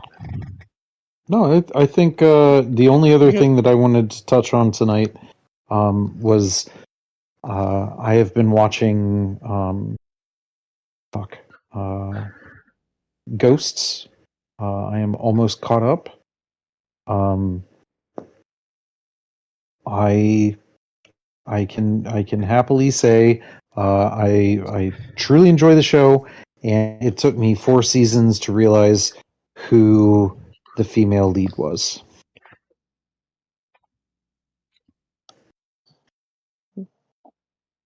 Who the actress is, or what she's done in the past? Okay. Yes. Her name is Rose McIver. She was the lead on iZombie. Oh, yeah. Yeah. I watched that for a while. It got weird by the end, but I did watch it for a while. I kept watching the show, and I'm like, God, I've watched her in something. And then it finally hit me. I'm like, I think that's the woman from white-haired that chick show with the face makeup. Yeah, and yes, it's her. So, I genuinely like that, unless I'm watching a weekly whodunit show, and then I recognize the dock worker that they talk to in Act 3, and I realize, oh, he's the murderer, because I've seen him in other shit. He's recognizable character actor. He's going to be the bad guy. Yeah. It's like if it's Matthew Lillard is the random dude they interview halfway through. I was like, okay, that guy's going to be the bad guy. Yeah. But yeah, that's the only thing I want to say. I was super happy to find something else that she was in.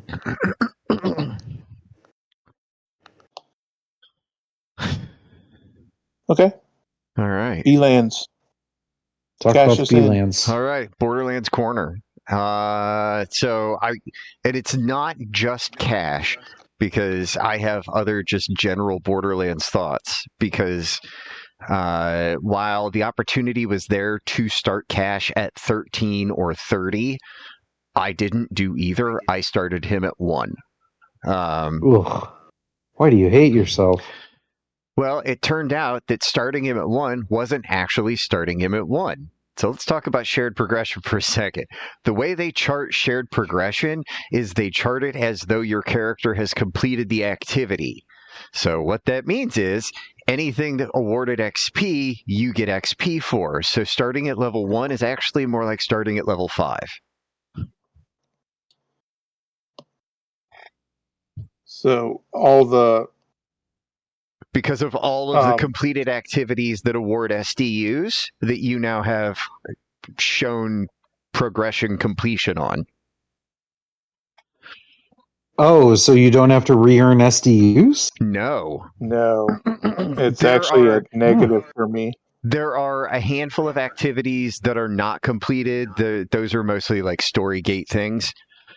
Of like you have to complete this one to progress the story. Those are really the only things that you don't get immediate completion credit for. But you get the activity completion, the completion recognition from the challenge logs, any associated XP awards, and so you do level from go, which was an interesting twist. And is worth noting as that element of shared progression, because as soon as it happened, I'm like, well, that's fucking weird, and it took me a minute to figure out, like, why did I just gain so much XP just for starting the game? Yeah, I woke up on the beach, level 5. Yeah. I was like, I mean, I'm not going to complain. I'll take it. So it was kind of nice to start out with not just an action skill, but a little extra oomph to kind of go along with it. Leveling all the way through and going through the various Ultimate Vault Hunter levels. I can honestly say that farming gear does feel different at the higher UVHs now. It feels, I don't want to say rewarding, because it's like there's still an element of poopiness to like I got I'll talk more about it in a minute, but the gun that I've been trying to farm, I got 9 different versions of it, and the best one that I got is the one that doesn't have any extra shit on it, which is unfortunate because I need one that has some of the extra shit on it, like the licensed parts.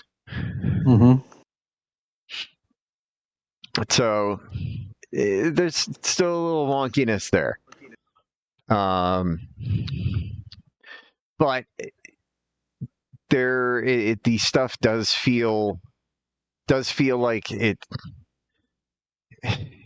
doesn't feel hopeless to go after a piece of gear now. Or it's just like I'm like, why am I even bothering to try and get this piece of gear?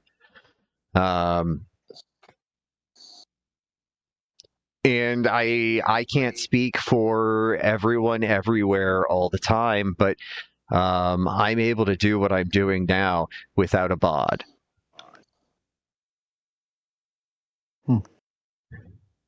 Like I don't need one of the big, like one of the primary weapons.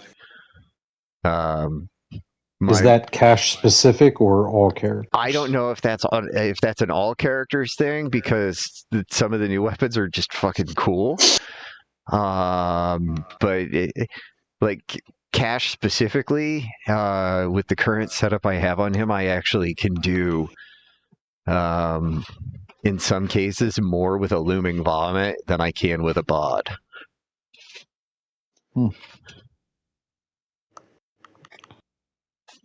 But that comes down to build. My build is fucking goofy as shit. And that was a big part of what I wanted to talk about as well, because it's not often that when you're putting a character together, you're actively pursuing skills that you only plan to put 1 point in, and you don't care about any of the numbers associated with the thing. Sounds like Zane in some ways. So, yeah.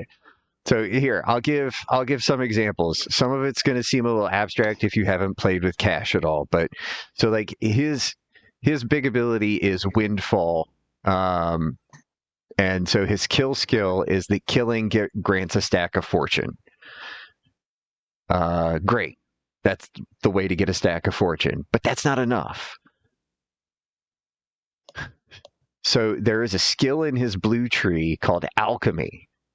For 1 point, you get, whenever he applies an elemental effect, he gains a stack of fortune. I mean, it also increases the elemental effect chance by 6%, but who fucking cares about that? The other ability is the one that matters.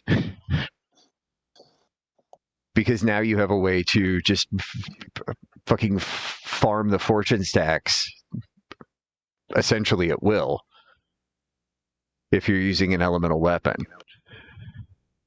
Okay. Don't they cap out at 10? Yes. Well, yes, but there is a way to up it to 20 deep in the blue tree. Like one of his skills in I played him a little bit. One of his skills was to, and it's early in the blue tree, is to take an extra augment. That's in each of his trees has that. Oh, really? Yes, each of his. That was a Vex thing, but it was like the end. Right. Well, that's because he doesn't have capstone. Was that ability? Right. That's because he doesn't have capstones. Oh, I didn't notice that. Okay. Each right. of his Get trees, that far with him. Each of his trees has an ability called Devil's Tines.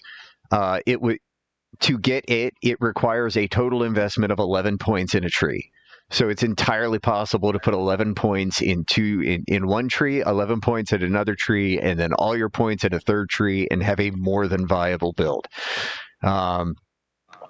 My build is 41 red tree, 17 green tree, 1 point blue tree, because I want 1 point in the elemental effect are going to give me stacks of fortune, because my build, the build that I am working with is all about gaining and dumping stacks of fortune as quickly as I can and having effects when it goes either way. So I've got stuff that triggers when I gain stacks. I've got stuff that triggers when I lose stacks. And I'm also using I've got 41 points in the red tree. So it's like, oh, okay, so you're red tree specific. Nope. My action skill is the one that involves throwing out the bones for the bone totems. You by default... What tree is that? The green one? That's the green tree. I've got 17 points in that tree, and grand total I've got 3 augments. So I've got three special totem choices. But it's a charge skill. You have 3 charges. It's got a natural cooldown of 36 seconds. And the 2 totems that it makes by default are the Tainted Draining and the Mortar and the Angry. And the fun part is that not every totem deals damage, but there are effects that make it so the totems that do deal damage have a way to recover health and duration while they're out. So while this ability only has 3 charges, and I've got a bunch of stupid gimmicky interactions. I've with the current SMG I'm using, it's called a Cyclone. It's a cryo SMG. It does a tiny bit of splash, and that tiny bit of splash is what busts it open for me, because deep in the red tree for Cash, he's got an ability that makes it so a portion of all elemental damage he deals is converted to kinetic. And the damage converted to kinetic is increased.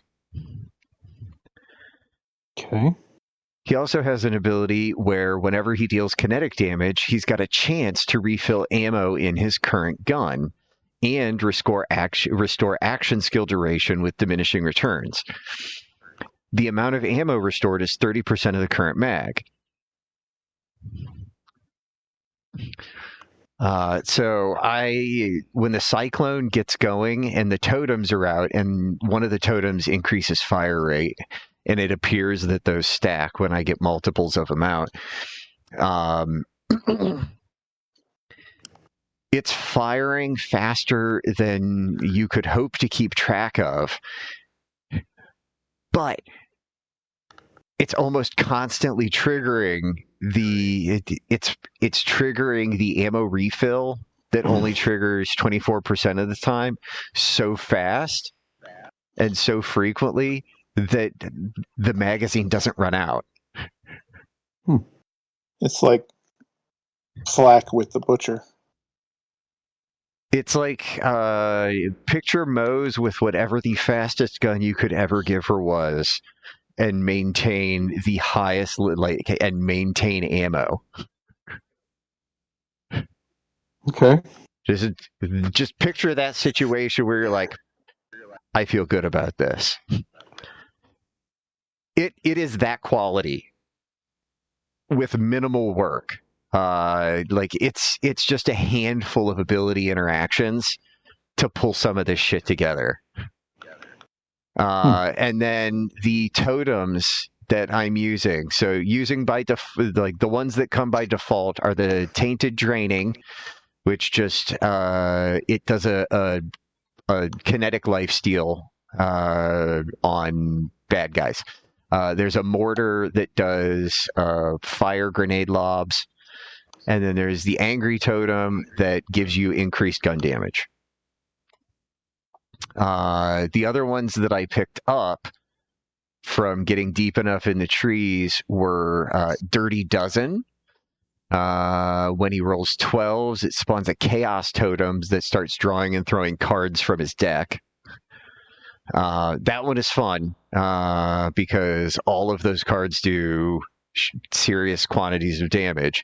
Yes, it's random, but it ends up not mattering too terribly much at a fight, or for some of the best reasons. I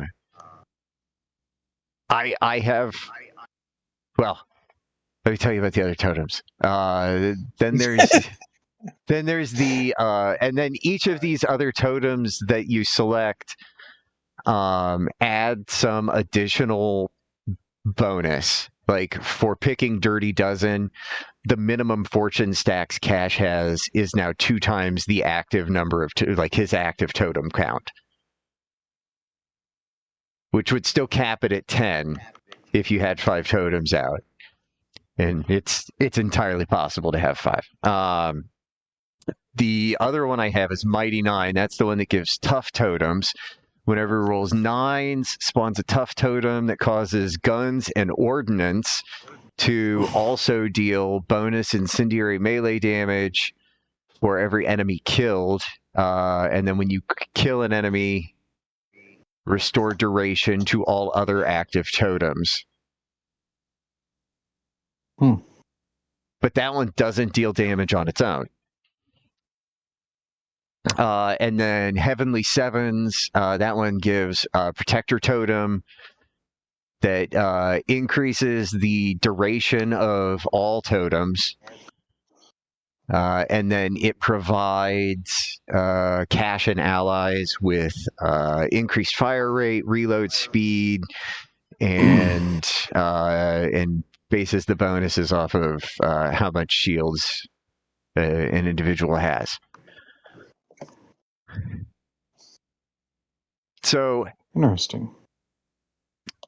Cash is busted as fuck because I am 41 points in the red tree, and I am not using the red action skill or any of the augments associated with it. I am 17 points, just barely halfway into the green tree, and I am doing everything I need to do, and I haven't tried to break my last record, but the record so far for number of totems I was able to have at once was 9. It has 3 charges. Okay. I have multiple abilities that are giving action skill duration and restoring cooldown, and some of them can happen at the same time. So you can have the charges resetting while you've still got the stuff out and active. But the only way that you can keep the totems around for any real period of time is if they're dealing damage. So the only way I was able to get 9 out is because there were enough bad guys.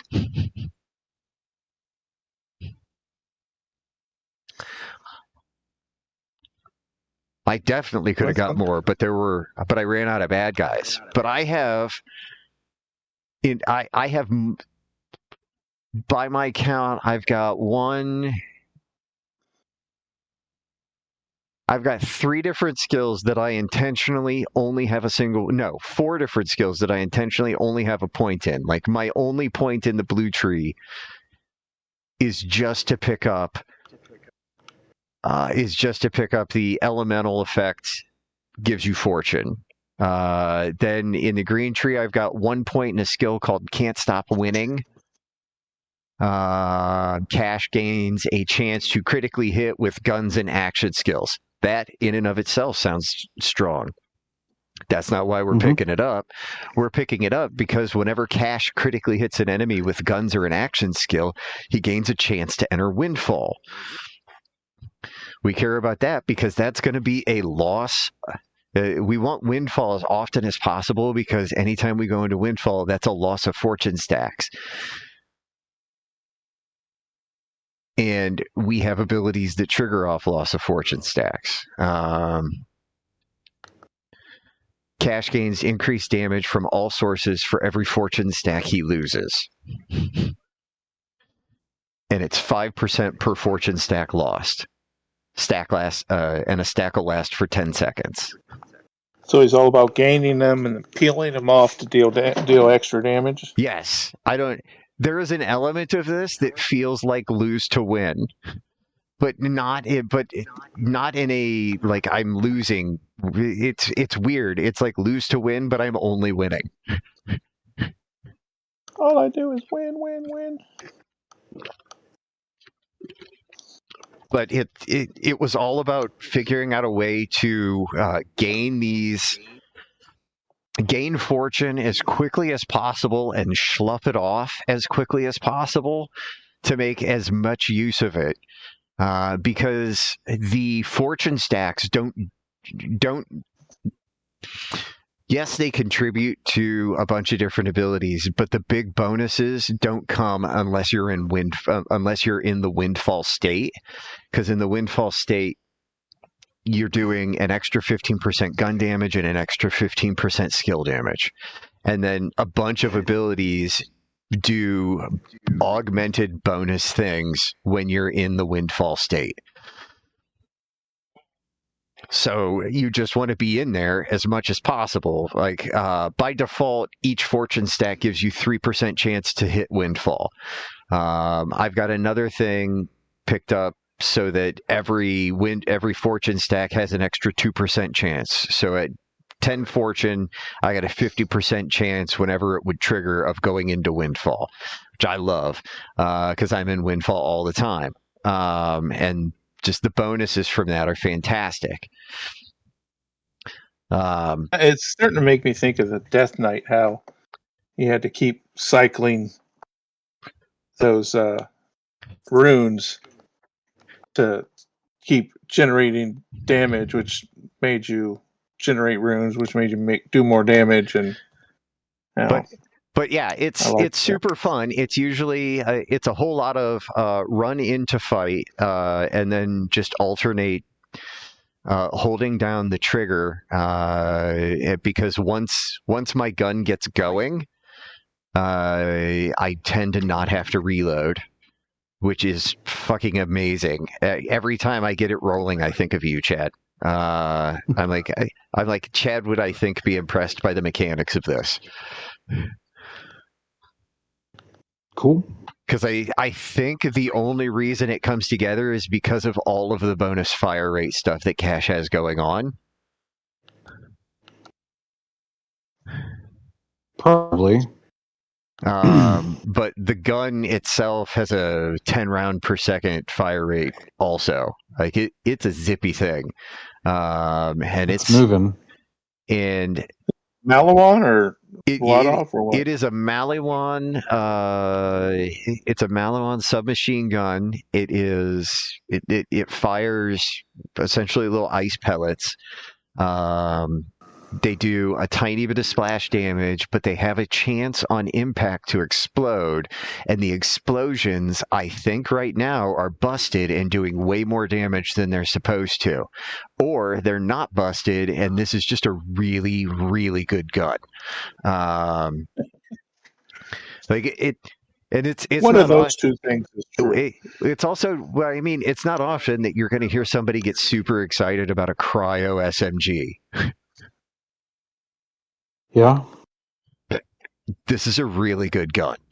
Like I fully endure. Like this was the first thing I went after when I hit 60, because I knew it would be an easier piece to farm than any of the other guns and shit that I wanted to go after, and I knew that it would be more than strong enough to handle any of the other places I wanted to go.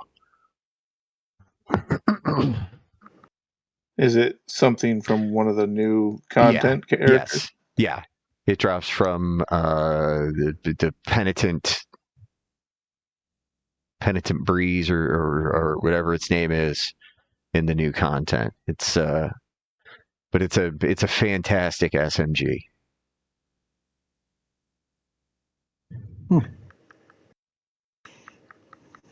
And Cash just feels busted as hell at 60. He feels far more powerful than he should. It feels silly as fuck when I can have 6, 7, 8. That one time I had 9 totems out when it's a skill that's only got 3 counters. That it's got a 36-second recharge time, and none of the totems have 36-second counters on their duration. So it's only through shenanigans that I'm able to pull that off. And some of those shenanigans are that it's able to reset the cooldown very quickly, because and its ability, he is set specifically to do some of this nonsense too. Because a lot of the powerful stuff that makes that makes this work for me is in the top of the skill trees. It's called Ride to Ruin. It's in the red tree. It's a 1-point kill skill. Whenever he kills an enemy while his action skill is active, you begin accumulating Ride to Ruin stacks. When the action skill ends, you refund the action skill cooldown equal to the amount of Ride to Ruin stacks that he accumulated. Since I've always got them going, he's always accumulating these stacks. It's just like Fortune. He's always accumulating and dumping these, and these are contributing to the cooldown. And so it's cooling down way. It's so much, like 36 seconds. I don't have to use the nonsense in the specialization tree to get action skill cooldown when rep kit is used, because it's not necessary. That is actually redundant. It makes more sense for me to use with this particular build a kill spring. Now that said, this build was not my goal. This is not what I wanted to do, and it's not what I plan to do long term. Because what I want to do long term, I want to go down the sleight of hand blue tree, because I want to use Dead Man's Hand because it looks fun. The blue tree is the cards, and Dead Man's Hand is cash gains, increased chance to trigger Windfall, add a bone shard card to his deck that deals kinetic damage. Whenever it hits an enemy, it creates splinters around the enemy that converge in on it, dealing kinetic damage and ricocheting to other enemies. Enemies damaged by bone shards take increased damage from all sources. And then if if it does its thing during Windfall, the bone shards deal max damage, and the ricochets happen an additional time. So the numbers on it ups your Windfall chance by 10%, which is not insubstantial. But like there are ways digging in some of the trees to deeply manipulate your Windfall chance, like to increase it or decrease it, depending. And I can see builds that could do either on purpose, and be happy. Like I don't know. I see a lot of build diversity in Cash, because there are absolutely red. Like the boy also has his own Cash. He is not level 60. But his thing, he loved the gun skill. He thought that was cool, so he has been building all around that. He had me help him with the not red tree stuff because he hasn't done anything not red tree. But otherwise, he's been like easily 25 points of his build were all him, and he's doing really well. And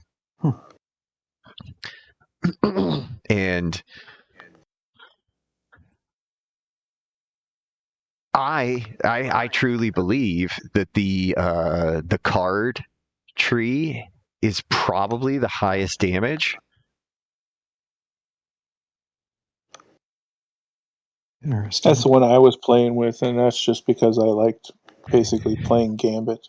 I think that would, and that's that you are able to get your Gambit feels if that's something you're into.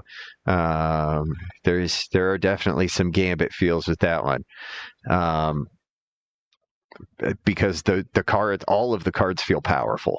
There was never a point where I threw a card and was like, there were some where it was like it wasn't quite what I wanted, but I was never like, oh. Like every card that you're using is one that you're using by, like, you know what's going to be in your deck, so you know what the options are. And it's like any of the options that are there are options that are there because you chose them. Interesting.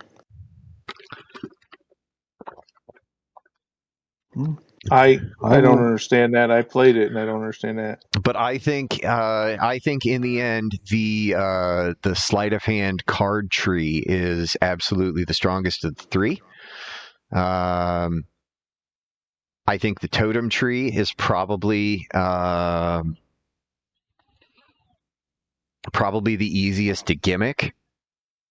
And I think the gun tree is the easiest to play, but the green tree with the totems is the more forgiving tree, because the totem, you can get some extra shit going on with the totems, and they can still attack when you go into fight for your life, and there's some extra fight for your life bullshit you can get going with totems as well.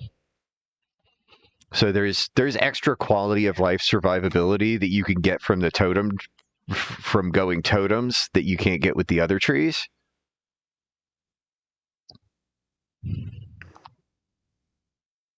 Interesting. Well, when they finish releasing the content due for Season Pass 1, I will try it again. That's fair. Maybe. That's fair. And that's my thing was not to try and get anybody on board, but was to give like a truly honest assessment on aspects of it that we have talked about and have been frustrated with. And a lot of it was stuff that I thought would be worth sharing, especially the less painful farming. Because that legitimately feels different, and the increased drop rates as you work your way through the UVH levels is noticeable. Okay.